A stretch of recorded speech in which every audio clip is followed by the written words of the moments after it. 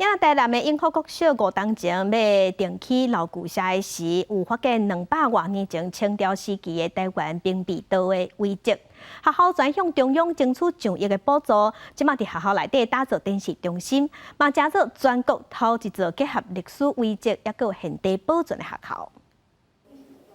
今仔甲大家小解这的历史文物，下底面红色砖仔是清代官署建筑所留落来，那朴色的砖仔是日本时代的，对室内延伸到室外有保共大细湿水的文物。无讲掠准是博物馆，不过这煞是伫咧校园内。台南永福国小有全国唯一一间现地保留历史遗迹的校舍，10月开幕启用，囡仔就亲像伫咧博物馆上课。最喜欢就是被高温烧融的器具。 然后他们就是因为2次大战的时候，台南大轰炸所造成。学到以前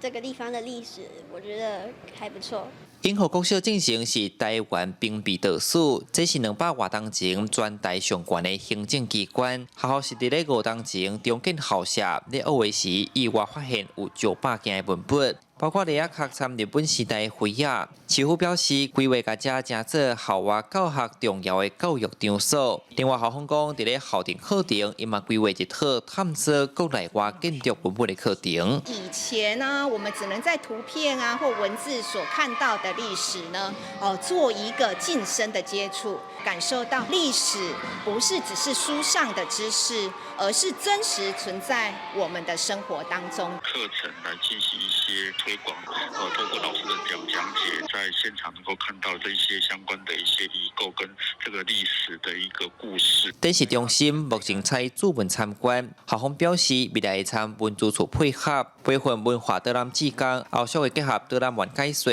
让大家认捌珍贵的文化资产。记者李新武台南采访报道。